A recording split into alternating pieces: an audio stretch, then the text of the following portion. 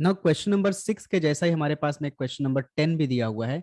तो क्वेश्चन हमें बोला है in triangle O A B E is the mid point of O B and D is the point on A B such that A D is to D B is equal to दिया 2:1। मतलब जो point हमारा D है वो A B को divide करना है, internally divide कर रहा है। किस रेशो में डिवाइड कर रहा है? 2:1 के रेशो में डिवाइड कर रहा है। और आगे क्वेश्चन बोला है if O D and A intersect at P then determine the ratio OP is to PD using vector method. So इसका हम लोग थोड़ा डायग्राम बना लेते हैं ताकि हमें क्वेश्चन और अच्छे तरीके से समझ में आए। देखिए सबसे पहले क्या बोला है, एक ट्रायंगल दिया हुआ ओ ए बी। सो हमने यहाँ पे ट्रायंगल ड्रॉ कर लिया ओ ए बी, हमारे पास में एक ट्रायंगल हो गया। अब हमें बोला है जो ई है वो ओबी का मिड पॉइंट है, ठीक है। तो ओबी पे हमने एक पॉइंट ले लिया ई जो कि ओबी का मिड पॉइंट है, और हमने क्या किया ई से ए को ज्वाइन कर दिया ए ई, ठीक। नाउ ए बी पे एक पॉइंट डी है जो ए बी को 2:1 के रेशो में डिवाइड करे। तो यहाँ पे हमने पॉइंट ले लिया डी जो कि ए बी को 2:1 के रेशो में डिवाइड करा है। यहाँ पे A D is to D B का मतलब जो रेशो दिया हुआ वो डिवाइड करने वाला रेशो दिया M:N जिसको आप बोलते हैं। उसके बाद में हमने ओडी को भी ज्वाइन कर लिया है। उसके बाद बोल रहा है कि if OD and A intersect at P, तो ओडी और ए देखिए यहाँ पे इंटरसेक्ट करते हैं और इस पॉइंट को हमने नाम दे दिया हुआ है पी।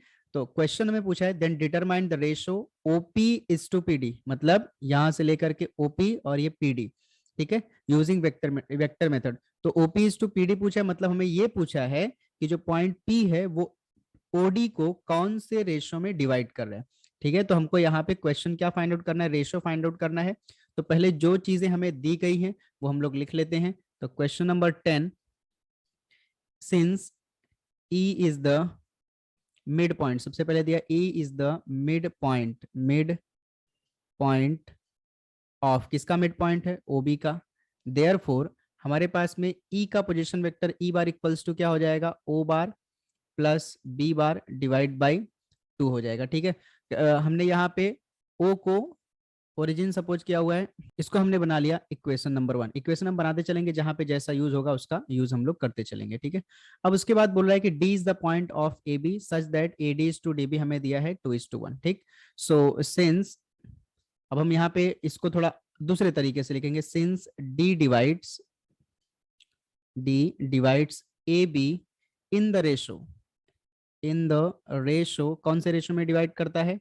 2:1 के रेशो में डिवाइड करता है। देयरफॉर डी का पोजीशन वेक्टर हम डिनोट करेंगे डी बार से, और ये हो जाएगा हमारे पास में 2 के साथ, 2 हमारा m है, m के साथ में क्या आएगा b, मतलब b का पोजीशन वेक्टर b बार, तो 2 times of b bar plus 1 के साथ में क्या आएगा a, so 1 times of a bar divide by क्या हो जाएगा हमारे पास में 2 + 1। सो डी बार इक्वल्स टू हमें मिल रहा है 2b बार प्लस का a बार डिवाइड बाई 2 + 1 कितना हो जाएगा 3, और इसको हमने बना लिया इक्वेशन नंबर 2। ना हमें क्वेश्चन क्या पूछा है, हमें पूछा है कि जो पॉइंट P है वो OD को कौन से रेशो में डिवाइड कर रहा है, मतलब हमें OP इज टू OD पूछा हुआ है। तो हम यहाँ पे क्वेश्चन लिख लेते हैं OP इज टू OD, ये हमारा हो गया क्वेश्चन मार्क, ये फाइंड आउट करके बताना है। तो हम सपोज कर लेते हैं let point P divides OD and यहाँ पे हम लोग A भी ले लेते हैं, ठीक है। चूंकि फाइंड आउट तो करना नहीं बट ले लेते हैं, तभी हमें हमें ये जो हमारा क्वेश्चन है ना वो 6 का जैसा बन जाएगा और हम आसानी के साथ में सॉल्व कर सकते हैं। OD and AE in the ratio, तो यहाँ पे हम लोग सपोज कर लेते हैं कि जो P है वो OD को M:1 के रेशो में डिवाइड करता है एंड AE को N:1 के रेशो में डिवाइड करता है रिस्पेक्टिवली, ठीक है। देयरफॉर जो P के पॉइंट्स है, P बार का पॉइंट, P का जो पोजीशन वेक्टर है P bar is equal to, जब P OD को डिवाइड करेगा किस रेशो में डिवाइड कर रहा है M:1 के रेशो में, तो M के साथ में क्या आएगा D, सो ये बनेगा MD बार प्लस 1 के साथ में क्या आएगा O बार, ठीक है, डिवाइड बाई, आप यहाँ पे ना जो O का पोजीशन वेक्टर है उसको आप 0 बार भी ले सकते हैं क्योंकि यहाँ पे O जो है वो आपका ओरिजिन है, ठीक है। सो आप इसको खत्म कर सकते हैं। So MD bar plus 1 times of 0 bar upon क्या हो जाएगा M+1, so this is equal to आपके पास में हो जाएगा MD bar divide by M+1, हम लोग खाली कंसिडर कर लेते हैं, ठीक है। सो यहाँ पे भी इक्वेशन 1 में भी आप इस 0 बार को खत्म कर सकते हैं। सो आपके पास में P बार हो गया। ऑल्सो इसको हमने बना लिया 3 बना सकते हैं, बना लिया हमने, बना सकते हैं क्या ऑल्सो P बार, P जो है जब वो AE को डिवाइड करेगा ठीक है, कौन सा रेशियो में डिवाइड करेगा, n:1 में, तब p का position vector p bar is equal to हो जाएगा n times of e bar, तो n times of e bar plus 1 times of a bar divide by हमारे पास में हो जाएगा n+1, और इसको हमने बना लिया इक्वेशन नंबर 4। नाउ 3 और 4 को कंपेयर करेंगे, सो यहाँ पे लिखता हूँ मैं फ्रॉम 3 एंड 4। 3 और 4 को अगर हम देखेंगे p बार LHS में, तो हमारे 3 और 4 से RHS भी हमारा क्या होगा, सेम हो जाएगा। So m times of d bar divide by m+1 is equal to n times of e bar plus a bar, यहाँ से हमने 1 को खत्म कर दिया, डिवाइड बाय डिनोमिनेटर में हो गया n+1। नाउ d बार की वैल्यू ऑलरेडी आपके पास में देखिए 2 है, 2 से, और e बार की वैल्यू 1 से हम लोग पुटअप करेंगे। So m times of d bar की वैल्यू हमारे पास में क्या है, 2b bar plus a bar divide by 3, and whole divide by हमारे पास में है, इसको ब्रैकेट में रखते हैं, होल डिवाइड बाई हमारे पास में m+1 है।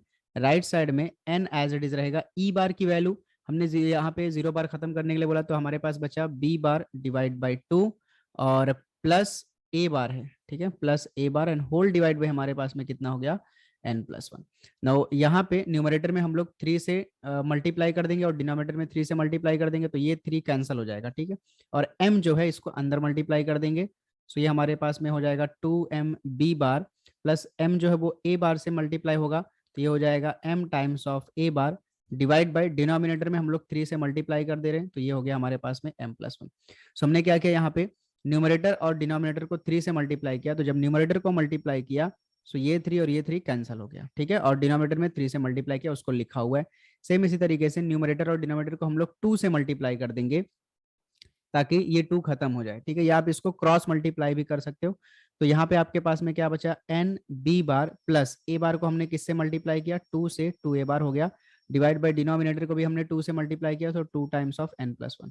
तो यहाँ पे एम ए बार, डिनोमिनेटर जो है दोनों को सेपरेट कर देते हैं, सो m/3 times of m+1 into क्या हो गया, a बार प्लस, इसी तरीके से b बार के लिए हम लोग लिखेंगे। सो b बार के पहले क्या लिखा हुआ है, 2m डिवाइड बाय डिनोमिनेटर में 3 times of m+1 bracket close into हो गया b बार, और राइट साइड में a बार के कोएफिशिएंट क्या है हमारे पास में 2, डिनोमिनेटर सेपरेट कर देंगे फिर से, डिनोमिनेटर एक बार a बार के साथ में और एक बार b बार के साथ में, तो 2 टाइम्स ऑफ n+1 प्लस, अब b बार का कोएफिशिएंट यहाँ पे a बार भी लिख देते हैं, प्लस b बार का हमारे पास में कोएफिशिएंट क्या है n, सो हो जाएगा n/2 times of n+1 into क्या आ जाएगा साथ में b बार। तो यहाँ पे लेफ्ट साइड और राइट साइड को हम लोग कंपेयर करेंगे, so this implies that a बार का लेफ्ट साइड में हमारे पास में कोएफिशिएंट क्या है m/3 टाइम्स ऑफ m+1, और राइट साइड में a बार का कोएफिशिएंट हमारे पास में क्या है 2/2 टाइम्स ऑफ n+1।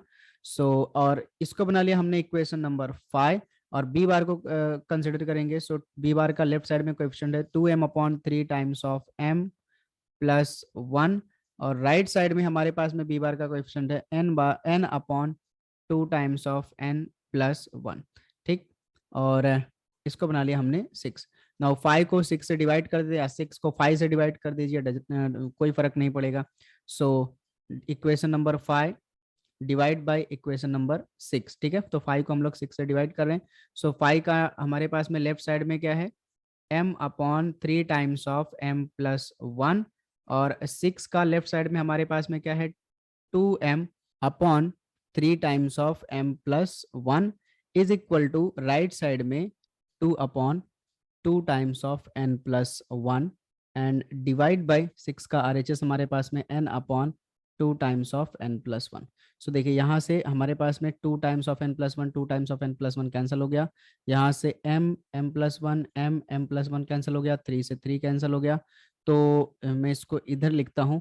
सो हमारे पास में न्यूमरेटर में कुछ भी नहीं बचा, सिर्फ 1 बचा, और डिनोमिनेटर में लेफ्ट साइड की हम लोग बात कर रहे हैं, डिनोमिनेटर में 2 बचा, राइट साइड में न्यूमरेटर में हमारे पास में 2 बचा और डिनोमिनेटर में हमारे पास n बचा। सो n को मैं लेफ्ट साइड में मल्टीप्लाई करूंगा, 2 को इस 2 से मल्टीप्लाई करूंगा 4, देयरफॉर हमारे पास में n का वैल्यू हो गया 4, तो n/1 लिखिए, तो ये हमारे पास में 4:1 हो जाएगा। मतलब जो पॉइंट P है वो AE को कितने रेशो में डिवाइड कर रहा है, 4:1 को, बट हमें तो फाइंड आउट करना है कि जो P है वो AD OD को किस रेशो में डिवाइड कर रहा है, ठीक है। सो इस n की वैल्यू हम लोग उठा करके यहाँ पे चाहे आप 5 में पुटअप कर दीजिए, चाहे आप 6 में पुटअप कर दीजिए, और आपको क्या मिल जाएगा, आपको m मिल जाएगा। तो हम लोग 5 में पुटअप कर देते हैं, ठीक है। So put n is equal to, यहीं पे मैं कर देता हूँ, अभी नेक्स्ट स्लाइड जाने की जरूरत नहीं है। So put n is equal to 4 in equation number 5। So left side में हमारे पास में m upon 3 times of m plus 1 as it is रहेगा, यहाँ पे एक लाइन ड्रॉ कर लेते हैं। और राइट साइड में हमारे पास में इस 2 से 2 कैंसिल हो जाएगा, और 1 अपॉन n के जगह पे 4 प्लस 1 हो गया। सो 4 प्लस 1 कितना हो जाएगा हमारे पास में, 1 अपॉन 5। 5 को इधर हम क्रॉस मल्टीप्लाई करेंगे तो 5m हो जाएगा, और 3 टाइम्स ऑफ m प्लस 1 को राइट साइड में मल्टीप्लाई करेंगे, so 3 times of m plus 1। So 5m is equal to 3 into m कितना हो जाएगा, 3m, और प्लस हो जाएगा 3m को लेफ्ट साइड में लेके आएंगे तो 5m माइनस का 3m is equal to 3। 5 minus 3 हमारे पास में कितना हो जाएगा, 2m।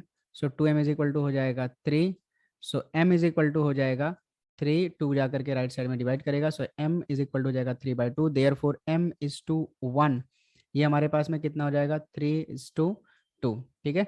सो जो पॉइंट P है वो OD को कौन से रेशो में डिवाइड कर रहा है, 3:2 के रेशो में डिवाइड कर रहा है। देयर फोर आपके पास में जो हमको क्वेश्चन पूछा था OP इज टू OD, ठीक है। Therefore OP is to OD जो आपके पास में ये कितना हो जाएगा, ये 3:2 हो जाएगा, ठीक है। सो ये आपके पास में हो गया final answer of question number 10। सो अब आपके पास में क्वेश्चन नंबर 7 दिया हुआ है, prove that quadrilateral is a parallelogram if and only if its diagonals bisect each other। so यहाँ पे टू वे प्रूफ है, अगर पैरेललोग्राम है तो डायगोनल बाइसेक्ट करेंगे, ये प्रूव करके दिखाना रहेगा। अगर किसी क्वाड्रिलेटरल के डायगोनल बाइसेक्ट कर रहे हैं तो पैरेललोग्राम है, ये प्रूव करके दिखाना रहेगा, ठीक है। तो हम सपोज कर लेते हैं हमारे पास में एक क्वाड्रिलेटरल ABCD है, ठीक है। तो पहले हम लोग जो भी है इंफॉर्मेशन उसको लिख लेंगे। क्या सपोज करें, let ABCD be a quadrilateral, ठीक है। ये हमने सपोज कर लिया, और फिर उसके बाद में जिस जो भी पोजीशन वेक्टर रहेंगे A bar B bar C bar D बार, वो भी सपोज कर लेंगे, वो मैं नहीं लिख रहा हूँ, वो आप लिखेंगे। अब देखिए मैं यहाँ पे सपोज क्या कर रहा हूँ कि जो हमारा ABCD है ना, जो क्वाड्रिलेटरल ABCD वो पैरेललोग्राम है। Suppose quadrilateral ABCD is a parallelogram. So अगर ये पैरेललोग्राम है, सो अब आपको प्रूव करके क्या दिखाना है, सो अब आपको प्रूव करके दिखाना है कि जो डायगोनल BD है और डायगोनल AC है, वो दोनों क्या करते हैं, बाइसेक्ट करते हैं। To prove that diagonal BD and AC, ठीक है, बाइसेक्ट ईच अदर, ठीक है, बाइसेक्ट ईच अदर, ये प्रूव करके दिखाना है। तो हम सपोज कर ले रहे हैं BD हमने ड्रॉ किया और AC हमने ड्रॉ किया, और सपोज किया कि वो दोनों इंटरसेक्ट करते हैं कौन से पॉइंट पे, पीक पे करते हैं। अगर अब थोड़ा यहाँ पे पहले से ही मैं आपको समझा के रखता हूँ, मान लीजिए BD और AC अगर ये दोनों बाइसेक्ट कर रहे हैं, ठीक है ना। सो जो BD का मिड पॉइंट होगा, BD का जो भी मिड पॉइंट होगा और AC का जो मिड पॉइंट होगा, ठीक है, दोनों के मिड पॉइंट जो होंगे ना वो इक्वल होंगे, ठीक है।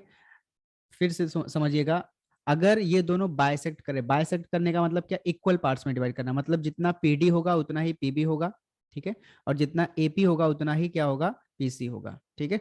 सो अगर ये दोनों डायगोनल एक दूसरे को बाइसेक्ट कर रहे हैं तो मतलब दोनों का मिड पॉइंट क्या होगा, इक्वल होगा। तो अगर हमें प्रूव करके दिखाना है diagonal BD and AC bisect each other, मतलब हमें क्या प्रूव करके दिखाना है कि जो BD का मिड पॉइंट रहेगा वो किसके इक्वल में होगा, AC के मिड पॉइंट के इक्वल में होगा, ठीक है। तो स्टार्ट करते हैं। सो प्रूफ हमारे पास में हो जाएगा, कैसे प्रूव करेंगे, देखिए सिंस क्वाड्रिलेटरल, हमने सपोज क्या किया है, पैरेलल ABCD हमारा पैरेललोग्राम है, since quadrilateral ABCD is a parallelogram, ठीक। सो अगर ये पैरेललोग्राम है, सो देयरफॉर पैरेललोग्राम का कंडीशन सेटिस्फाई करेगा। तो इस पैरेललोग्राम में क्या property, opposite side parallel and equal होते हैं, मतलब हमारे पास में vector AB bar equals to क्या हो जाएगा, DC bar. But AB bar का पोजीशन वेक्टर हम लोग कैसे लिखते हैं, B bar minus A bar equals to यहाँ पे हो जाएगा C बार माइनस D बार, ठीक है। AB बार लिखा है तो second minus first position vector, यहाँ पे भी second minus first position vector. Therefore B बार के साथ में हम लोग लिए जो माइनस का D बार है उसको लेफ्ट साइड में लेके आएंगे तो प्लस D बार हो जाएगा। फिर जो माइनस का A बार ये राइट साइड में जाएगा, so plus A bar plus क्या हो जाएगा, C बार ना। इसको हम लोग डिवाइड कर देंगे, B bar plus D bar divide कर देंगे इसको 2 से, और राइट साइड में भी हम लोग डिवाइड कर देंगे A bar plus C bar divide by कितना हो जाएगा, 2। इसको हमने बना लिया इक्वेशन नंबर 1। बट जरा ध्यान से देखेंगे, but B bar D bar divide by 2 and A bar plus C bar divide by 2, ये दोनों जो हैं, A bar plus C bar divide by 2 और B bar plus D bar divide by 2 are the mid points. ठीक है ना, mid points किसके mid points है? मिड पॉइंट्स ऑफ डायगोनल, जो B bar plus D bar divide by 2 है, ये diagonal B D का मिड पॉइंट है, और जो A bar plus C bar divide by 2 है, ये डायगोनल ए सी का मिड पॉइंट है रिस्पेक्टिवली। ठीक है, और फ्रॉम 1 से देखिए, ए बी डी का डायगोनल और ए सी का डायगोनल दोनों आपस में क्या इक्वल है, और हमने यही तो बोला था कि बी डी का डायगोनल और ए सी का डायगोनल क्या होना चाहिए, दोनों का मिड पॉइंट क्या होना चाहिए, इक्वल होना चाहिए। तो आया तो B bar D bar upon 2 और A bar C bar upon 2, ये दोनों मिड पॉइंट्स है, और फ्रॉम 1 से ये दोनों इक्वल हैं। देयरफॉर फ्रॉम 1 ये दोनों इक्वल हैं। From 1 diagonal B D and capital A C bisect each other. ठीक है, सो ये हमने प्रूव करके दिखा दिया 1 वे। अब इसका कन्वर्स हमें प्रूव करना है। सो कन्वर्स में हम लोग क्या सपोज करेंगे, कन्वर्स, तो कन्वर्स में हम लोग अज्यूम करेंगे कि डायगोनल के जो हैं वो क्या करते हैं, बायसेक्ट होते हैं। Suppose diagonal B D and A C bisect each other. ठीक है, बायसेक्ट ईच अदर। अब बायसेक्ट करते हैं, सो हमें प्रूव करके क्या दिखाना रहेगा, टू प्रूव करके क्या दिखाना रहेगा, क्वाड्रिलेटरल जो ए बी सी डी है, ठीक है, A B C D is a parallelogram, LELOGRAM, parallelogram. ठीक है, तो हम लोग प्रूव करके दिखाते हैं। तो प्रूफ कैसा है, देखिए प्रूफ में बहुत ही सिंपल है। Since B D and A C, अब हमें दिया हुआ है B D and A C bisect each other. ठीक है, देयरफॉर जो बी डी का मिड पॉइंट होगा, मतलब B bar plus D bar divide by 2, और जो ए सी का मिड पॉइंट होगा A bar plus C bar divide by 2, ये दोनों आपस में क्या होंगे, इक्वल होंगे। ठीक है, और यहाँ पे आप डायग्राम में भी देख सकते हैं, बी डी का मिड पॉइंट क्या है, पी है, और ए सी का भी मिड पॉइंट क्या है, पी है। सो पी का according P bar equals to एक बार आपके पास में हो जाएगा B bar plus D bar divide by 2, और पी बार का एक बार आपके पास में वैल्यू हो जाएगा A bar plus C bar divide by 2। So P bar की 2 वैल्यू आ रही हैं, तो वो दोनों भी आपस में क्या होंगे, इक्वल होंगे। देयरफॉर दोनों तरफ से 2 कैंसिल हो गया। अब हम लोग बी बार के साथ में लेके आ जाएंगे सी बार को। ठीक है, बी बार के साथ में आ गया माइनस का सी बार, और A bar as it is है, जो डी बार था वो राइट साइड में जाकर के माइनस का डी बार हो गया। ठीक है, देयरफॉर हमारे पास में यहाँ से हो गया बी बार माइनस सी बार का मतलब ये हो गया कैपिटल सी बी बार, और राइट साइड में ए बार माइनस डी बार का मतलब हो गया डी ए बार। सो आपने प्रूव कर दिया C B bar equals to D A bar. Similarly यहीं से हम लोग प्रूव कर सकते हैं, अगर हम लोग ए बार को लेफ्ट साइड में लेके आए और बी बार हमारे पास में एज इट इज है, ए बार को हम लेफ्ट साइड में लेके आए तो माइनस ए बार हो गया, राइट साइड में सी बार एज इट इज है, डी बार को हम लोग राइट साइड में लेके गए माइनस का डी बार हो जाएगा। सो B bar minus A bar का मतलब क्या होता है, कैपिटल ए बी बार, और राइट साइड में सी बार माइनस डी बार का मतलब क्या होता है, कैपिटल डी सी बार। सो आपने प्रूव कर दिया A B bar equals to D C bar.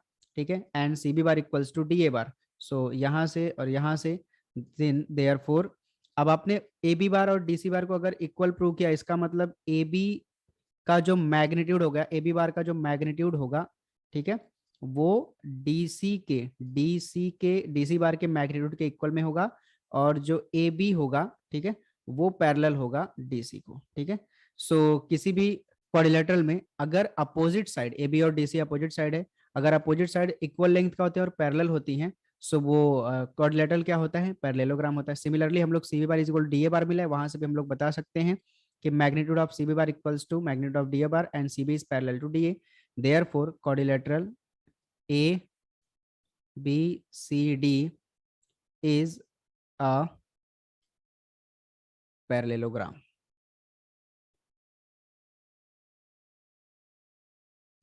ठीक, सो हमने यहाँ पे 1 में प्रूव कर दिया और यहाँ पे उसका कन्वर्स पार्ट प्रूव कर दिया। ठीक है, तो ये हमारे पास में हो गया क्वेश्चन नंबर 7। अब हमारे पास में क्वेश्चन नंबर 8 दिया हुआ है, prove that the median of a trapezium is parallel to parallel sides of the trapezium and its length is half the sum of the parallel sides. तो हमारे पास में एक ट्रेपेजियम दिया हुआ है, ठीक है, तो इसको हम सपोज कर लेते हैं, यहाँ पे लिख लेते हैं लेट, मान लेते हैं यहाँ पे हमारे पास ट्रेपेजियम है ए बी सी डी, ठीक है, मैं डायग्राम ड्रॉ करते जाता हूँ और फिर आपको क्वेश्चन भी एक्सप्लेन कर देता हूँ. So let A B C D, quadrilateral A B C D be a trapezium, ठीक है, ठीक. सो देयरफॉर अगर ये ट्रेपेजियम है, सो यहाँ पे हमारे पास में जो ए बी है वो किसके पैरेलल में होगा, वो डी सी के पैरेलल में होगा, ठीक है. A B is parallel to D C. अगर हम इसको वेक्टर के फॉर्म में लिखे, A B bar is parallel to D C bar, therefore दो वेक्टर पैरेलल अगर होते हैं तो उनके बीच में एक स्केलर आता है. So A B bar equals to हमारे पास में आ जाएगा some lambda times of D C bar, ठीक. सो इसको बना लिया हमने इक्वेशन नंबर 1, पहला कंडीशन जो हमें दिया था हमने बना दिया, बता दिया. अब उसके बाद हमें प्रूव करके क्या दिखाना है कि पैरेलल द मीडियन, ठीक है ना, तो ए बी सी डी जो हमारे पास में ट्रेपेजियम इसका मीडियन है, मतलब ए डी साइड से और बी सी साइड का हमने दो मिड पॉइंट लिया, तो ए डी साइड पे सपोज हमारे पास मिड पॉइंट है एम और एन जो है वो बी सी का मिड पॉइंट है, मतलब एम एन जो है वो हमारे पास में मीडियन है. और हमें प्रूव करके दिखाना है ये जो मीडियन है वो पैरेलल साइड को पैरेलल है, मतलब ए बी और डी सी को पैरेलल है, और एम एन का जो लेंथ होगा वो ए बी प्लस डीसी का हाफ होगा, ठीक है. ए बी और डीसी को ऐड करेंगे और उसका हाफ जो होगा वो किसका लेंथ होगा, एम एन का होगा. वो हमें प्रूव करके दिखाना है, दो चीजें हमें प्रूव करके दिखानी है, ठीक है. सो फिर से मान लेते हैं let M N be the median, ठीक है, मीडियन ऑफ द ट्रेपेजियम, ठीक है, ट्रेपेजियम का मीडियन है. देयरफॉर m जो है m एंड n वो क्या हो गए, मिड पॉइंट्स हो गए. Therefore m and n are the mid points. किसके किसके मिड पॉइंट्स है, m किसका मिड पॉइंट है, ad का mid points of ad, and n किसका मिड पॉइंट है, bc का, ठीक है.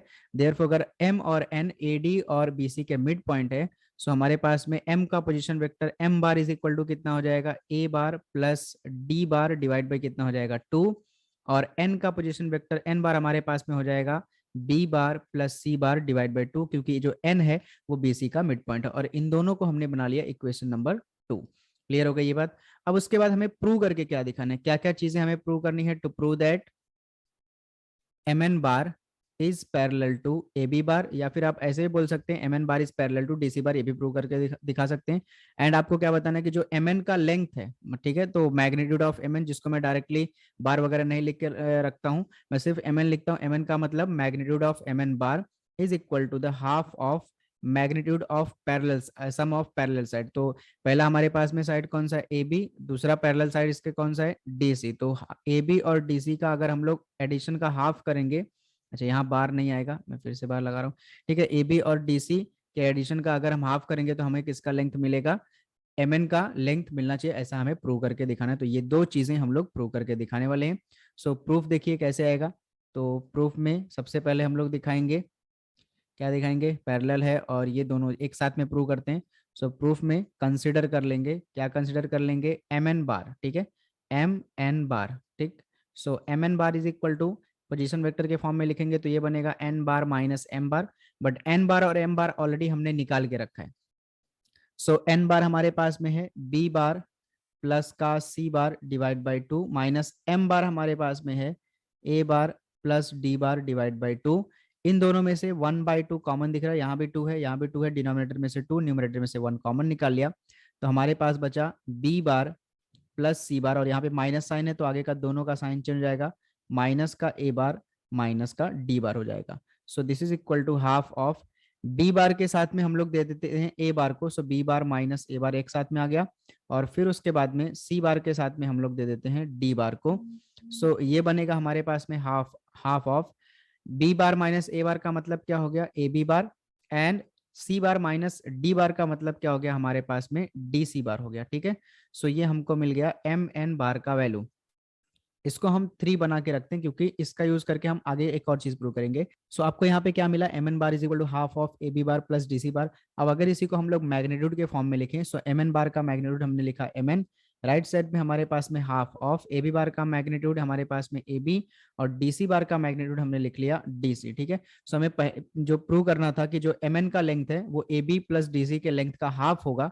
ठीक है, तो ये हमने पहला वाला यहाँ पे प्रूव करके दिखा दिया। तो ये पहला पार्ट आपके पास में प्रूव हुआ, हेंस प्रूव। दूसरा क्या प्रूव करके दिखाना है, एम एन बार पैरेलल है ए बी बार के बाद, ए बी बार के साथ में। ठीक है, सो वो हम लोग प्रूव करके दिखाते हैं। या फिर आप ऐसा भी प्रूव कर सकते हैं, जो एम एन बार है वो पैरेलल है डीसी बार के, ऐसा भी आप प्रूव करके दिखा सकते हैं, कोई फर्क नहीं पड़ने वाला यहाँ पे।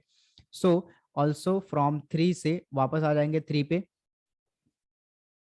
M N bar equals to half of A B bar की वैल्यू अगर आप यहाँ पे देखें, सो ए बी बार की वैल्यू आपके पास में क्या है, lambda times of D C bar, हम पुटअप कर दिया हमने, और plus D C bar already आपके पास में है। रीजन दे देंगे कि हमारे पास में ये जो ए बी बार की जगह पे lambda times of D C bar है वो कहाँ से आया, from 1।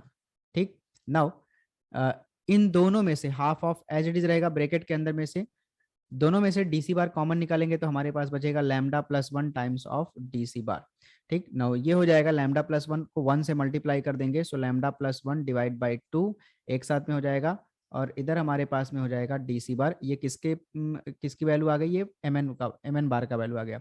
So M N bar और डीसी बार में एक कांस्टेंट, लैम्डा भी कांस्टेंट है, 1 भी कांस्टेंट है, 2 भी कांस्टेंट है, एक स्केलर आप बोल सकते हैं, बेटर रहेगा। लैम्डा 1 2 तीनों स्केलर हैं, तो लैम्डा प्लस 1/2 ये भी क्या होगा, स्केलर होगा। देयरफॉर ये किसकी कंडीशन सेटिस्फाई करे, पैरेलल की कंडीशन सेटिस्फाई कर रहा है। Therefore M N bar is parallel to D C bar. और इसी तरीके से आप प्रूव कर सकते हैं, अगर हमने ए बी बार को रखा, डीसी बार को रिप्लेस कर दिया, तो डीसी बार को हम लोग क्या लिखेंगे, अब मैं वो भी थोड़ा सा खाली बता देता हूँ। ठीक है, यहाँ तक आपका क्वेश्चन बराबर है, आपको सिर्फ ये प्रूव करना है कि जो एम एन है वो ए बी बार या फिर डीसी बार किसी को एक को पैरेलल है। ठीक है, और हमने प्रूव कर दिया M N bar is parallel to DC bar, but DC bar is also parallel to A B bar. Therefore M N bar किसको पैरेलल हो जाएगा, ए बी बार को पैरेलल हो जाएगा। ठीक है ना, तीनों आपस में पैरेलल होंगे। तो एक प्रूव करके दिखा दिया तो टेंशन लेने वाली बात नहीं है, ये भी सही है। बस मैं ऐसे बता रहा हूँ कि आप ए बी बार के भी फॉर्म में प्रूव कर सकते हैं डीसी बार के। So M N bar equals to हमारे पास में हो जाएगा हाफ ऑफ, अब जो ए बी बार था ना उसको हमने एज इट इज रखा, नाउ डीसी बार के जगह पे हम लोग क्या लिखेंगे, लैम्डा को इधर ला करके डिवाइड कर देंगे, सो ये हो जाएगा हमारे पास में A B bar divide by lambda. Now यहाँ से हाफ हमारे पास में एज इट इज रहेगा, हमारे पास ए बी जो है ना, ए बी बार उसको हम लोग बाहर निकालेंगे तो हमारे पास बचेगा लैम्डा 1/लैम्डा, और ए बी बार निकल गया बाहर। सो इसको आप चाहो तो क्रॉस मल्टीप्लीकेशन कर दो। ठीक है, तो लैम्डा इंटू 1 लैम्डा प्लस 1, तो न्यूमरेटर में आ गया lambda plus 1 divide by denominator में सिर्फ लैम्डा बचा और साथ में 2, इसको हमने मल्टीप्लाई कर दिया। नो लैम्डा स्केलर है, 2 स्केलर है, 1 स्केलर है, तो 2 lambda plus 1 divide by 2 lambda, ये भी पूरा क्या होगा, स्केलर होगा। सो फिर से एम एन बार और ए बी बार के बीच में एक स्केलर एग्जिस्ट होता है, मतलब M N bar is equal to lambda plus 1 divide by 2 lambda times of A B bar. Therefore M N bar is parallel to, M N bar parallel किसके हो जाएगा, ए B bar के। आप इसको भी ऐसे भी प्रूव कर सकते हैं। ठीक है, तो ये आपके पास में हो गया क्वेश्चन नंबर 8। क्वेश्चन नंबर 9 11 और 12 जो है ये आपको सेंट्रॉइड के बारे में आ गया। तो 9 दिया हुआ है, if two of the vertices of a triangle are a 314 b -4, 5, -3 and the centroid of a triangle is g -1, 2, 1, then find the coordinates of the third vertex c of the triangle। तो ये बहुत आसान सा question है, सिर्फ आपको formula लगाना है, कैलकुलेशन करना है। सो आपको दो वर्टेक्स दिया है ट्रायंगल का, 3, 1, 4, और b आपको दिया हुआ है -4, 5, -3। ठीक है, और फिर उसके बाद में g दिया है, तो g जो है वो ट्रायंगल का सेंट्रॉइड है, तो -1, 2, 1, और आपको सी वर्टेक्स क्या होगा वो पूछा है। तो इन सब का पोजीशन वेक्टर लिख लेते हैं। सो ए का position vector A bar equals to हो जाएगा 3i प्लस का 1j, या फिर सिंपली आप j लिख सकते हैं, प्लस 4k कैप। बी का पोजीशन वेक्टर हमारे पास में हो जाएगा बी बार, और बी बार हो गया माइनस का 4i प्लस का 5j माइनस का 3k कैप। एंड जी का पोजीशन वेक्टर हमारे पास में स्मॉल जी बार हो जाएगा, और ये हो जाएगा माइनस का i प्लस का 2j प्लस का k कैप। ठीक है, नाउ फॉर्मूला हमारे पास में है for centroid of a triangle ABC, G bar equals to A bar plus B bar plus C bar divide by कितना होता है 3। ठीक है, सो 3 को इधर हम लोग लेफ्ट में मल्टीप्लाई कर देंगे। सो देयरफॉर वैल्यू पुटअप कर देते हैं पहले। सो 3 टाइम्स ऑफ जी बार, और जी बार की वैल्यू हमें दिया है -i plus 2j plus k cap is equal to A bar, और ए बार की वैल्यू हमें दिया हुआ है 3i प्लस का j प्लस का 4k कैप। फिर उसके बाद में बी बार की वैल्यू हमें दिया है माइनस का 4i प्लस का 5j माइनस का 3k कैप। और सी बार हमें फाइंड आउट करना है, पॉइंट सी फाइंड आउट करना है, यानी कि हमें क्या फाइंड आउट करना है, यहाँ ब्रैकेट में मैं लिख देता हूँ, सी बार पहले फाइंड आउट करेंगे, फिर हमें पॉइंट सी मिल जाएगा। तो लेफ्ट साइड में 3 को ब्रैकेट के अंदर मल्टीप्लाई करेंगे, सो माइनस का 3i प्लस 3 को 2 से मल्टीप्लाई करेंगे 6j, फिर 3 को k से मल्टीप्लाई करेंगे, हमारे पास में हो जाएगा 3k कैप। राइट साइड में 3i माइनस 4i, दोनों का साइन अलग अलग है, सब्ट्रैक्ट होकर के आ जाएगा माइनस i, फिर j प्लस 5j, ये हमारे पास में हो जाएगा 6j कैप, और फिर 4k cap minus 3k cap. ठीक है, तो 4k cap minus 3k cap हमारे पास में सब्ट्रैक्ट होकर के बन जाएगा k कैप, और plus C bar as it is रहेगा। ना सी बार की वैल्यू कैलकुलेट करना है, तो ये जो माइनस आई प्लस 6j प्लस k है, इसको लेफ्ट साइड में लेके जाएंगे और एड सब्ट्रैक्ट जो भी होगा वो करेंगे। तो मैं इसको अरेंज करके थोड़ा लिखता हूँ। तो सी बार इक्वल्स टू, देखिए माइनस 3i प्लस का 6j और प्लस का 3k cap as it is रहेगा। माइनस आई जो है, जब हम लोग उसको लेफ्ट में लेके जाएंगे तो प्लस आई हो जाएगा, 6j जो है वो लेफ्ट में जाकर के माइनस 6j हो जाएगा, और k कैप लेफ्ट में जाकर के माइनस k कैप हो जाएगा। ठीक है ना, इसको ऐड सब्ट्रैक्ट कर लेते हैं। तो सी बार हमारे पास में इक्वल हो जाएगा माइनस 3i प्लस आई हो जाएगा माइनस का 2i, फिर 6j माइनस 6j दोनों कैंसिल हो जाएंगे, और आपके पास में 0j कैप बचेगा, और 3k माइनस के हमारे पास में कितना हो जाएगा 2k कैप। ठीक है, तो ये सी बार का ये सी पॉइंट का पोजीशन वेक्टर सी बार आ गया। ठीक है, देयरफॉर हमारे पास में सी पॉइंट क्या हो जाएगा, सी हो जाएगा हमारे पास में -2,0,2। ठीक है, और ये आपके पास में हो गया क्वेश्चन नंबर 9। नाउ सेम इसी तरीके से आपको क्वेश्चन नंबर जो है 11 दिया है, बट ये सेंट्रॉइड के बारे में, लेकिन ये टेट्राहेड्रॉन का सेंट्रॉइड है, और इसमें हमें सेंट्रॉइड दिया हुआ है 1 2 -1। देखिए क्वेश्चन क्या दिया, if the centroid of A tetrahedron OABC is 1, 2, -1।